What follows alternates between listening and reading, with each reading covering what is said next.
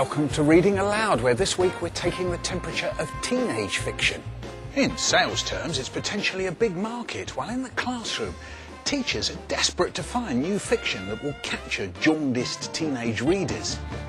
So, in this week's programme, we go on tour with a former rock musician turned teenage fiction writer.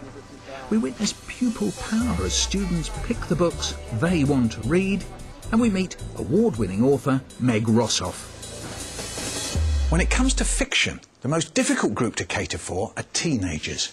Encouraging adolescents to pick up a book when there are so many more, much more appealing distractions to turn to is a real uphill struggle. But Nicola, isn't that something you've managed to achieve at your school in Droitwich? I'd like to think so.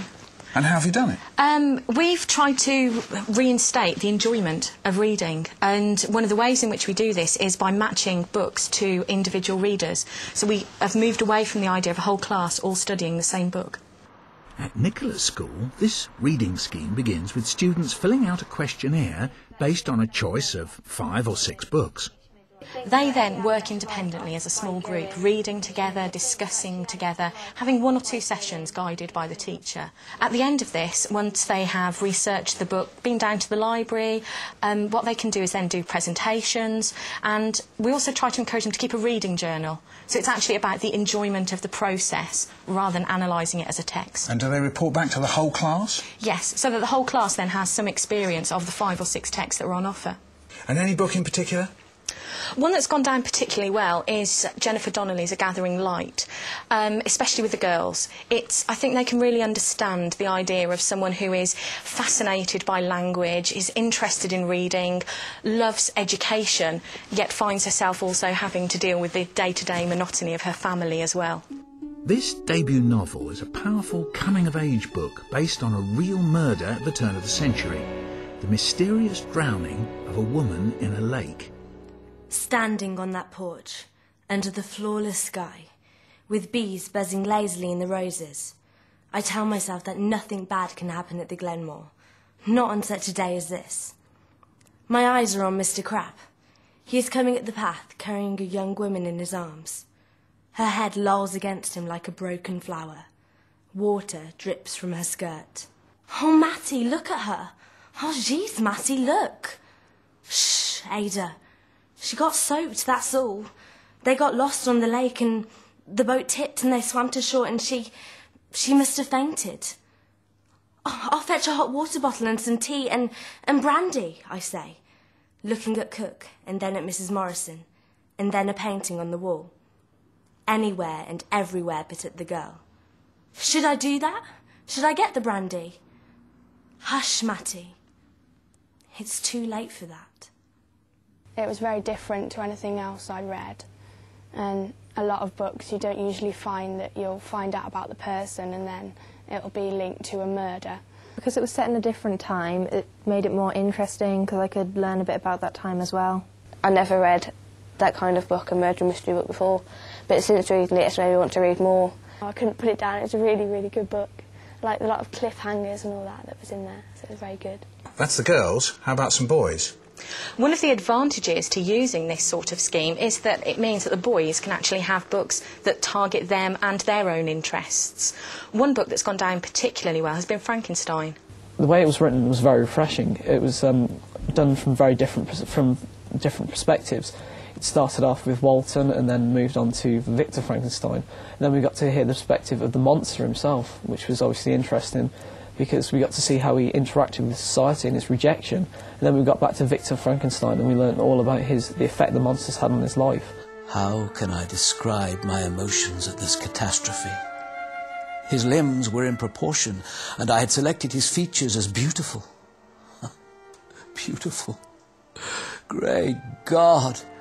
His yellow skin scarcely covered the work of muscles and arteries beneath. His hair was of a lustrous black and flowing, his teeth of a pearly whiteness. But these luxuriancies only formed a more horrid contrast with his watery eyes, that seemed almost of the same colour as the dun white sockets in which they were set, his shrivelled complexion, and straight black lips. The story is very surprising if you only have a basic knowledge of Frankenstein. You expect him to have bolts in the neck and etc. from all the old Hammer House movies. But in fact, the monster doesn't come across as being this idiotic creature who's out to destroy the world. He has a human side. Someone who's managed to appeal to teenage boys and girls with his writing is Kevin Brooks. This former civil servant, crematorium worker and rock musician writes in a raw, stream-of-consciousness style that goes down well with his young readers. We join Kevin on a book signing tour in a school in Halesowen, near Birmingham. Kevin was promoting his latest book, Candy, a tale of adolescent love set in the murky world of child prostitution, drugs and rock and roll. When I was a little kid, I used to write terrible poems and equally terrible short stories, and I used to write diaries and just write down my thoughts and things like that. And I've no idea why I like doing it, I just always have done it. I think it helps me sort out the stuff in my head which I don't understand, maybe. It sort of makes me feel better. Also, I'm a lot better at writing than I am at talking, which you'll probably find out this afternoon. Kevin spent many years trying to make it in the rock business as a singer-songwriter, and his experience of touring with a band gave him plenty of material to draw on for his book. As I adjusted the mic and strummed a few chords on the guitar, I started feeling really weird. I'd never sung on stage before, I'd never been pushed to the front, I'd never had so many people looking at me. I didn't know what it was I was feeling. It was like a mixture of fear and some kind of wondrous discovery. A sense of, this is it, Joe, this is your time and your place, right here, right now. It's really nice to get out and sort of meet the people who are reading your books, because sometimes as a writer, you spend a lot of time on your own, sort of stuck in this sort of weird sort of writing zone where nothing else, the outside world, doesn't exist. And it's great to actually meet people who've read your books and to listen to what they've got to say. In teenage fiction, Meg Rosoff is hot. She's the winner of the Guardian Children's Fiction Prize for her novel How I Live Now, and she's being heralded as the next big crossover writer. So how did this American, now living in London, come up with the ideas for her book? I wrote it in the run-up to the Iraq War, but it had been sort of percolating in my head long before that. When I first moved to London, the war in Kosovo and the former Yugoslavia was going on, and as an American I found it really terrifying in a way to realize that war was going on so close to home. I think there's a kind of classic thing where people distance themselves from war by saying, well, those people have a different religion, or they dress differently, and so when their children are blown to pieces, somehow it doesn't matter as much to them as it would to me. And so part of me wanted to kind of deal with what if it happened here. My name is Elizabeth, but no one's ever called me that. My father took one look at me when I was born and must have thought I had the face of someone dignified and sad, like an old-fashioned queen or a dead person. But what I turned out like is plain, not much there to notice. Even my life so far has been plain, more Daisy than Elizabeth from the word go. But the summer I went to England to stay with my cousins, everything changed. Part of that was because of the war, which supposedly changed lots of things. But I can't remember much about life before the war anyway, so it doesn't count in my book, which this is. Mostly everything changed because of Edmund, and so here's what happened. The idea for the book is basically a girl from Manhattan who is in quite an unhappy family situation and is sent to England to live with cousins that she's never met. And she meets this big group of eccentric cousins who live out in the English countryside in a big rambling, falling down house, falls in love with one of them, and then World War III breaks out in England. And I think that just about gives you an idea of the plot. It's kind of a love story, really. Meg Rosoff at the Hay Festival. Andrea, How I Live Now. What did you make of it? I really enjoyed the book.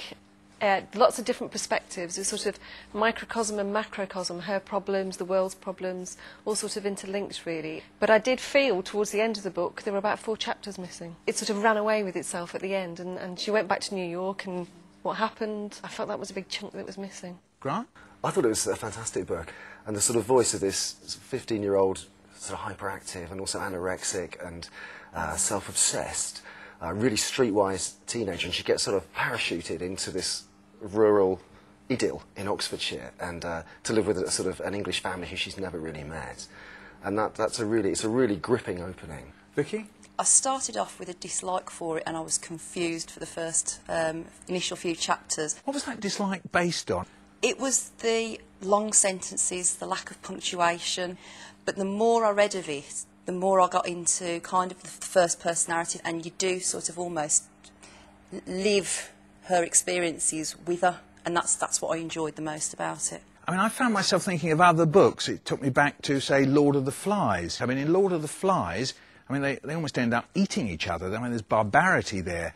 But here, the barbarity is on the side of the adults. I mean, think of the scene where, say, we see the Major shot, I mean, an act of complete wantonness. Well, what's really interesting about that is that the way it's described in the book is through this 15-year-old's eyes. And it's all the more shocking, partly because there's been this sort of phony war that's gone on for the first third of the book, and they're in this sort of rural idyll in Oxfordshire, and it feels more like Lion, the Witch and the Wardrobe, you know, that are sort of a really sharp teenage novel. And then a couple of really horrific incidents happen, and they're sort of described in a rather detached way, as though the horror is almost too much to take in. You almost had the idea of the 15-year-old not being able to cope with what she'd seen and just putting it away almost. It was just such a blunt way of doing it. They were shot, and that is exactly how a child would see it. They wouldn't see the whys and the wherefores, and suddenly Daisy takes on the adult role, and she's suddenly a carer for this cousin. At the heart of the book, there's a love story, or is it? I mean, what kind of love story is it? I think it's being thrown together into a situation, and you're bound to be drawn to somebody because you're scared, you're on your own, you need somebody that I guess you feel is going to look after you. Let's put our educational hats on for a moment, Andrea. I mean, they are cousins. I suppose that's a kind of whiff of incest, if you like. Could you imagine yourself reading this with a group of, say, 15-year-olds? I would read How I Live Now with them. I mean, there are issues around a sort of a physical relationship between cousins, but it's really not made anything of in the book, other than one or two sentences, and you forget, really, that it's there. All the more dangerous, well, you do forget that. Yes, and you could discuss the rights and wrongs of that with a group of students, and you'd be amazed, I think, at how moralistic 14 and 15-year-olds can be, and they would probably be more damning of it than adults would be in the same situation. And it's a dangerous times book, isn't it, Grant? Because teenagers, are they thinking about 9/11? She constructs that really skillfully, because what you've got is this enemy, and you sort of know that in some ways they're associated with terrorism, but they're anonymous. There are no ways of identifying who this enemy is, and that's really haunting in the book, because they've got all the power of organisation, and they're an occupying army, but you never know what sort of nationality or politics, you never get any flavour really of who that force is. And could you take really that into a classroom? Yeah, idea? I think that's a really, really strong idea. People talk about crossover books. I suppose that means that you would read this book for you, not for your child. It's for you. Could you do that with this book? Yeah, I mean, I gave it to my daughter, who's nearly 14, and she's sort of about 30, 40 pages in, and I don't know if she's going to carry on with it.